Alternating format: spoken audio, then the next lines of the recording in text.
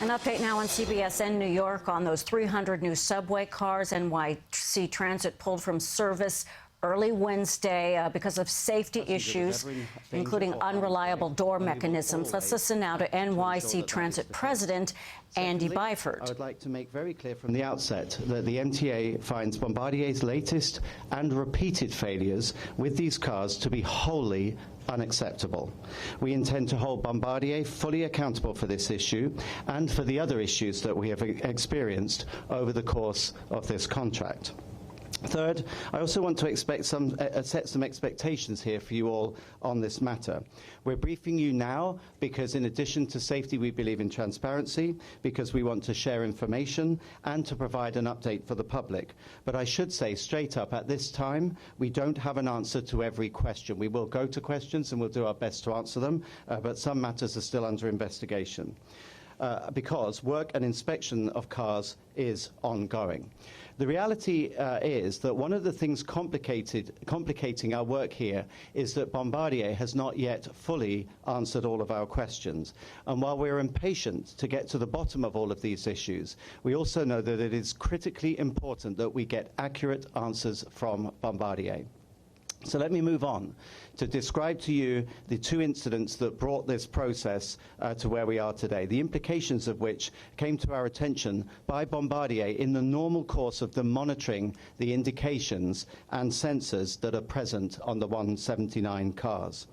Both incidents presented themselves initially as routine operational incidents that absolutely deserve a closer look, but that initially appeared to be, frankly, as nothing out of the ordinary. The first incident occurred on December the 24th, in which a train operating southbound on the C line south of High Street was reported to have door trouble. The train immediately lost propulsion, as it is designed to do if you lose door indication, and the operator brought the train to a safe stop in accordance with their training. The incident came across as a standard indication. The issue was resolved by the crew by isolating and shutting down the door and removing the train from service. The Rail Control Center, maintenance of way, and car equipment teams were notified of the incident, again, as is standard procedure via our internal transit communication system. On January the 2nd, the MTA was notified for the first time by Bombardier that their internal reviews had found that the locking mechanism on the door from this first incident, the incident of December the 24th, had found that the locking mechanism on that door was not secure and that the door had in fact become a few inches ajar en route. Bombardier informed the MTA that this was a one-off incident that had already been addressed and replaced. Despite assurances that this was a one-off, the MTA immediately asked for a more wholesome, thorough briefing and explanation.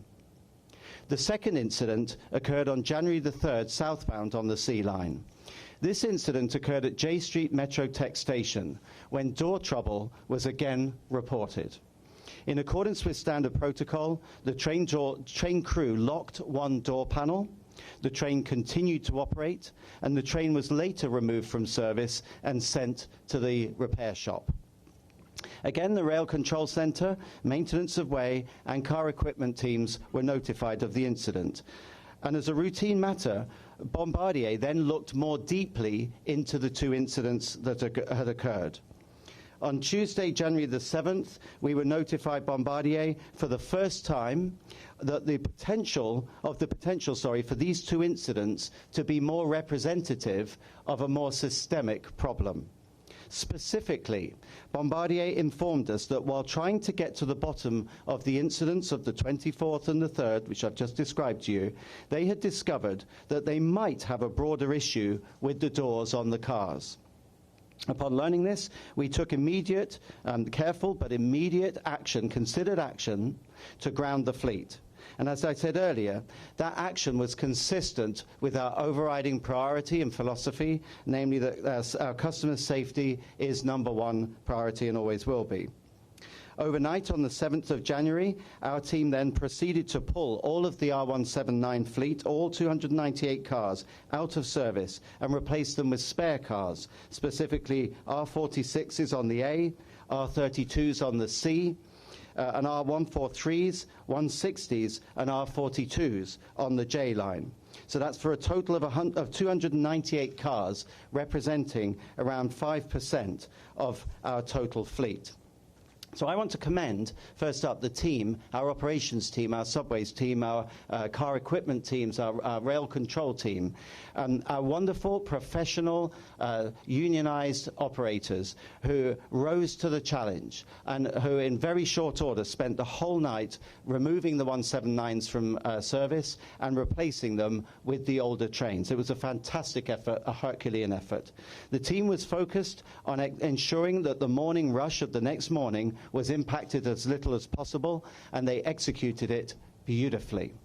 Because of that team's great work, under Sally's leadership, there were very few issues with yesterday's morning rush and no impact to yesterday evening or this morning's rush. In fact, this morning we ran full service. There were no shortages on any of the affected lines.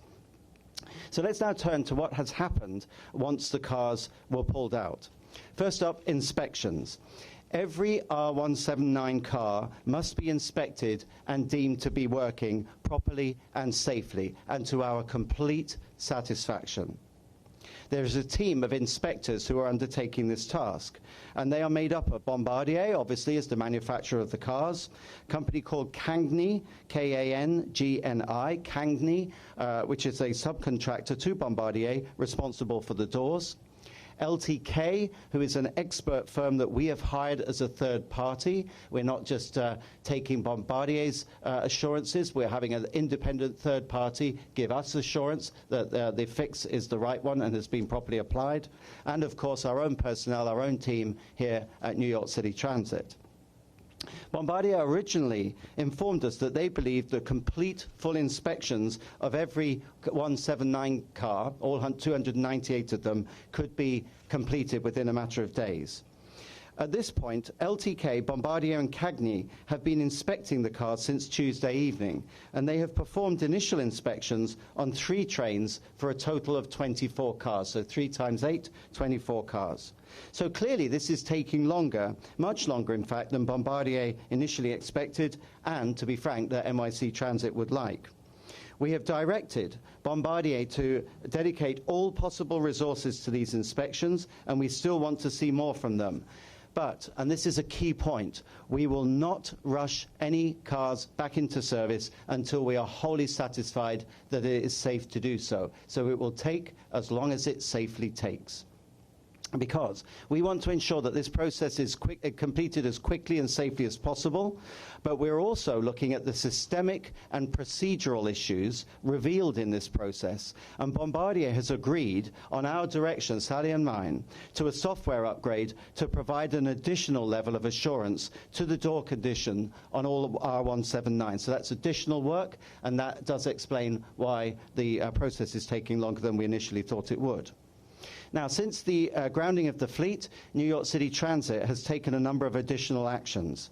Firstly, it's on the expert independent engineering team, LTK, to conduct their own independent third-party review of inspections of the cars and assist in determining when they may safely return to service. That decision will fall to me and Sally with our teams, but we want independent advice to ensure that we have exercised due diligence. Secondly, we are evaluating all legal options against Bombardier, including the best way to recover costs incurred as a result of this matter. And thirdly, NYCT is working with our third-party engineering and consultant, LTK, and Bombardier to identify any necessary changes to ongoing inspection protocols. As I said at the top, this is all preliminary information at this time, and our internal investigation continues. But in the meantime, we're pleased to report that all our lines are operating at normal service levels. And again, the PM peak yesterday and the AM peak this morning were at full service, and we're expecting the same full service for this PM peak this evening. And again, big shout out to our colleagues in frontline positions, the unionized workforce, for the Herculean work that they've done to ensure that we can offer customers full service. We said many times that safety is our top priority, and that is the principle that has guided us throughout this entire process. We will continue to keep you updated on this situation as it unfolds, and with that, we'll take your questions. David. Sorry.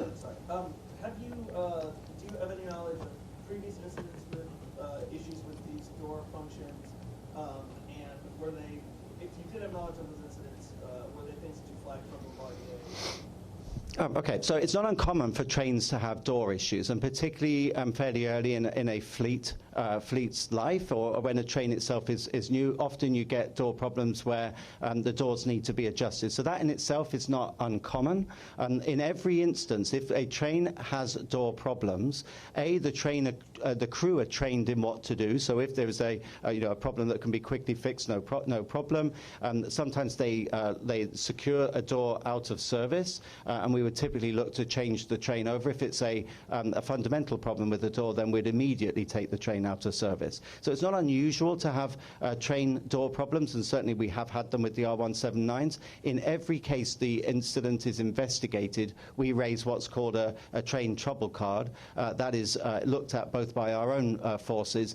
In this particular fleet, Bombardier take the lead on that. They did that on both of these occasions. They looked into what the problem was. They included or enlisted the assistance of Cagney, the door manufacturer, and it's in undertaking that process and in interrogating the data loggers that are on the trains that they understood or realized the full extent of the problem that they then brought to our attention. Is it possible that there were past incidents that they didn't catch? Not of this nature. As I've said, we do get door problems on occasions. Any rider at the subway, of which I am one, knows that does occur. But certainly, this was the first time that we became aware of the specific issue with this specific type of door on this fleet that has enabled us to take this drastic action. Have there been Clay. any failures of rolling stock equipment that would otherwise not be in service had the R79, 179s were in service? So the older cars, Sure. Have there been any So we had a problem with one older train this morning. One of the R32s had a problem. I mean, look, at the end of the day, there's a reason why we're replacing old trains with new trains. New trains are much more reliable. They have customer amenities that New Yorkers deserve, and that's the reason why we're progressively upgrading our rolling stock. So it's not ideal having these old trains in service. They're absolutely safe. Although they're slated for retirement, they're still in certification. We had them located at various yards around the system, and it was overnight on Tuesday night that our staff moved them about, and we've safely put them back into service. But we certainly don't want them to be in service any longer than they need to be. I want to get the R179s back into service, but we're not going to do that until we're wholly satisfied that the specific issue has been addressed here, and we've added to that. Sally and I have added, with our colleagues' input, we've added to that. We want a comprehensive review of the processes that Bombardier and their sub-supplier have been utilising to make sure we get to root cause, and so that this sort of thing doesn't happen again. Ma'am. Oh, I'm sorry. It's okay. Yes, Sally, could you just comment on that? This was one older train. It was an R32, correct? Yeah, it was an R32. It was running on the C line. It experienced a mechanical issue. It was removed from service for investigation. It was the doors opening to the station, not the doors connecting the trains, the train cars with one another. Sorry, which incident are you talking about? It's latest. The one this morning, do you mean? So, Yeah. No. No, I believe you're talking about the incidents with the 179. And those are the side doors. Yes, it's issues with the side doors. Yes, Andy, two questions. First of all, on the first incident from December 24th, when you said that the doors were a couple of inches apart while the train was running, how many inches apart? And in your mind, was that wide enough that a child or a person could have fallen out? No, okay, so we don't believe that it was wide enough for anyone to have fallen out, but let me be clear on this. As a 30-year railwayman, doors should not open en route, period. That is not something that should happen. So it's precisely because of this that when, to be fair to Bombardier, when they got the diagnosis back from Cagney, via the data logger that they saw that the door had opened. That's where they then ultimately brought that to our attention. When we saw that there had been 2 incidents, we took no risks.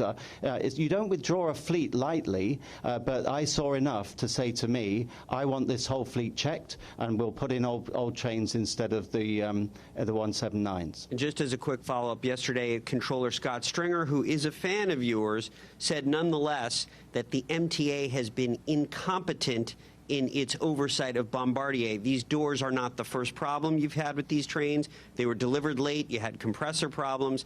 Has the MTA been incompetent in its management of Bombardier? Well, I think I'd refer you and everyone else, for that matter, back to my response to Controller Stringer's report, namely that I reject that assertion. We have from day one held Bombardier to account. At the end of the day, they built these trains. They're accountable to us. We're the customer.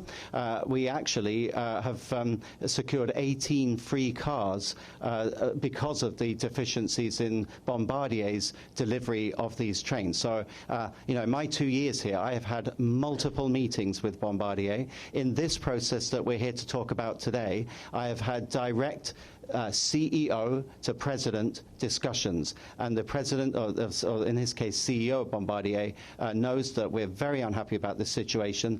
So no, I reject that assertion. I believe that where the Scott Stringer, Controller Stringer, is correct in that the trains have not performed to date as well as they should have done. They're getting better.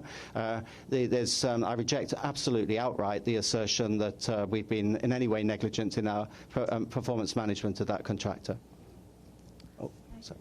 I was wondering how many inches the drains were open, or the doors were open in each instance, and what's the status of the 24 cars that have been checked? Okay, so I'll start from in reverse order.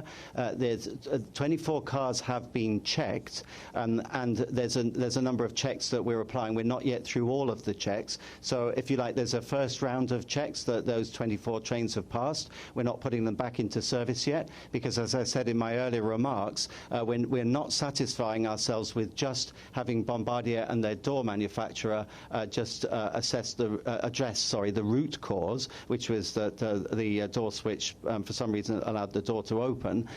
We also want to see this additional software safety overlay applied. Now, those 24 cars do not yet have that software upload. So those cars will be subject to that software download, same as the rest of the fleet, and that's what's taking the time. In terms of the specifics on the 2 incidents, in the first incident, the train was between stations, and the data downlogger revealed that the doors had opened, only a small amount, not enough for someone to fall through, but as I said earlier, any door opening is of severe concern to me. That's why we've taken the action we've taken. The train immediately stopped, and the crew corrected that condition, and then the train was taken out of service. In the second, the train was in the platform. The train hardly moved. The doors were open? About 4. About 4 each time? No, not on the second. The second one wasn't right. No, not on the second one. The door indication was lost. If the doors moved at all, it was minimal. Jose. Thank you, Andy. You said all options are on the table for sanctions against Bombardier. But what is the MTA doing in terms of fundamentally dealing with contracts so that a better deal can be secured in the future? Do you want to take that, Marion? I'll let my boss answer that one. So the contracts, the way they're awarded, include a rigorous process of evaluation and documentation provided by the contractors, in this case Bombardier, including a variety of documents that help us ensure that we cover all those bases, like safety plans, quality assurance plans, and such. We receive those for any major contract similar to this. They were evaluated and passed the test. So we'll continue to do that. This was an unusual circumstance where things were discovered for these events, and there was not perfect communications at all time. And we've taken steps already. Andy and the team have taken a lot of steps to make sure that those issues don't happen again. Bombardier, if I'm not mistaken, was already locked out of the bidding for the next generation of subway cars. Is there a chance that they'll be cut out entirely? Maybe comment. It's, to be fair, Mario, you're on day 5. Look, we're not going to litigate a commercial issue here. We said earlier that all options remain on the table, and we stand by that comment. I mean, at the end of the day, my focus right now is to get these trains safely back into service. Our customers need them. They deserve them. That's priority number 1. Subsequent to that, we'll look at the legal ramifications of this and assessment of costs. Clayton. Oh, sorry, go on, sir. Hey, Andy, could you just talk a little bit about the complexity of modern train cars? Surely there's a lot more electronic components that can malfunction like this. Is this the type of issue you expect will come up again, since train cars are getting more and more technical, as opposed to maybe the older cars that we're still using, and they seem to work just fine? Well, I mean, I sometimes joke that once upon a time, mechanics would only need an oil can and a hammer, because you either oil something or you hit it, whereas a modern train is a much more complex beast. And the reason for that is because there's so many more safety features on modern trains, there are so many more customer amenities on modern trains, and there are so many more data analytics on modern trains. So those are all good things. And it was actually the data logger that enabled us, or initially, Bombardier and Cagney, the door manufacturer, enabled them to figure out what had happened. So I see that as a good thing, actually, that the modern trains tell you what they've done. Generally, the R179s, it has to be said, are getting more reliable. They will be a good train. In the immediate short term, obviously it's disappointing that we've had a problem with a modern train that should not have experienced a problem like this, something that we've made crystal clear to Bombardier. Clayton?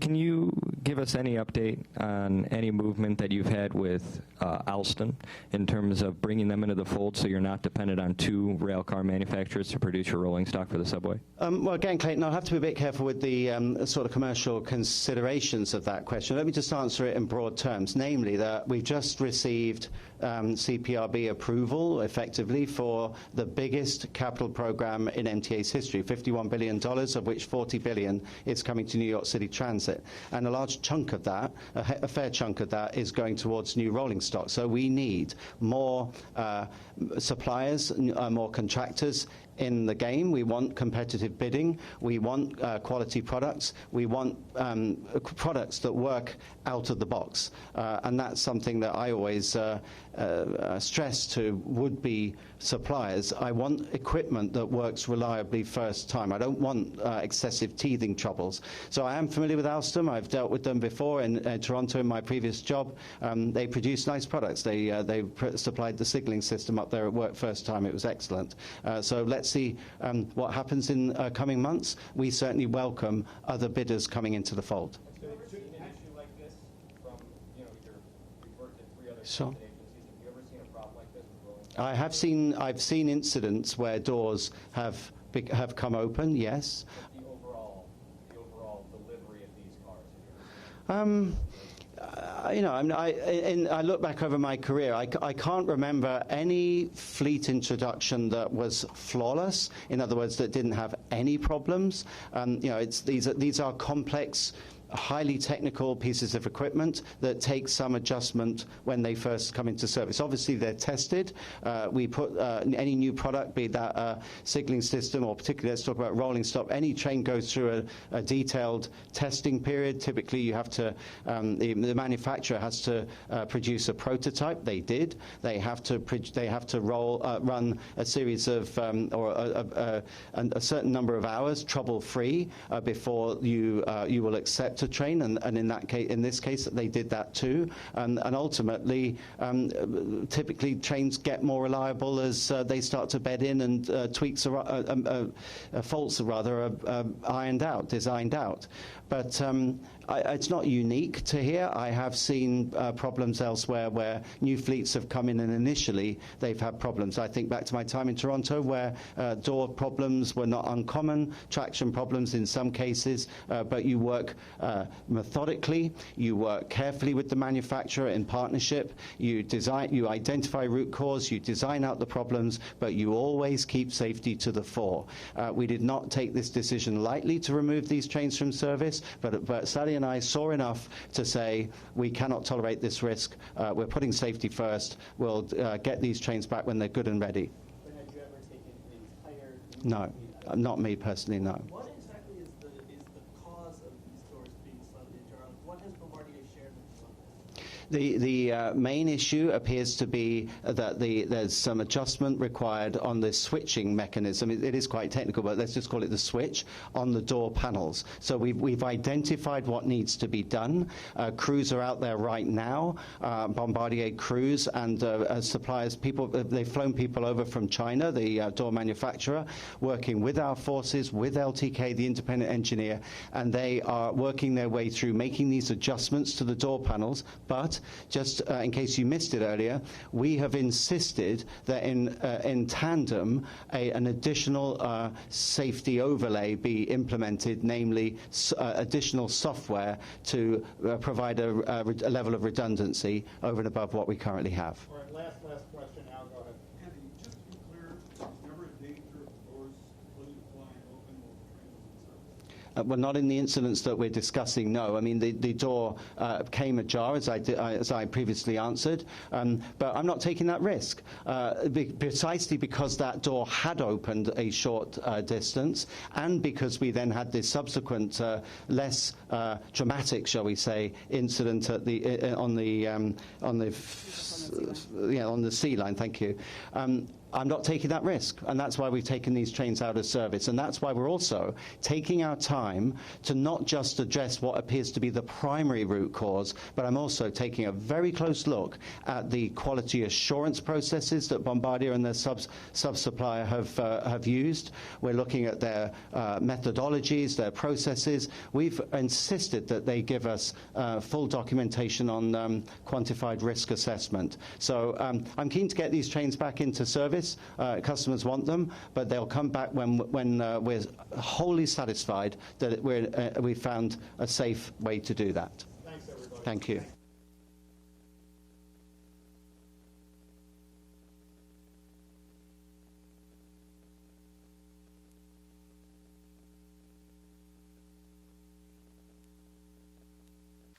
We've been listening to NYC Transit President Andy Byford again expressing frustration with subway car manufacturer Bombardier, based in Montreal, after 298 cars were taken out of service early yesterday on the A, C, and J lines because of concerns about subway doors opening while the trains are in motion.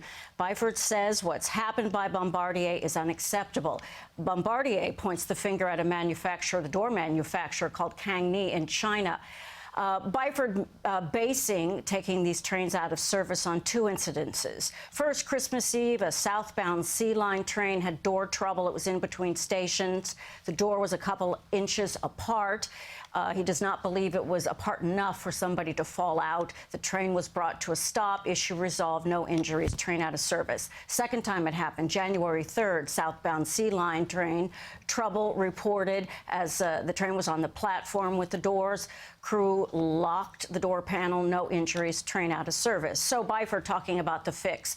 These 298 trains are out of service. Older trains have replaced them. So as your commute, he said the morning commute yesterday as well as yesterday's evening rush have gone well. So while the inspections go on these 298 trains, which represent 5% of the total fleet, so they will be inspected. There could be some software upgrades on these door switches as well. And again, just the frustration you're hearing, and we've been reporting on this whole $600 million order NYC Transit has put into Bombardier. So this is part of seems a bigger problem. We'll have the full report for you later on CBS 2 News at 5 and 6, also on our website, cbsnewyork.com, and right here on our streaming service, CBSN New York.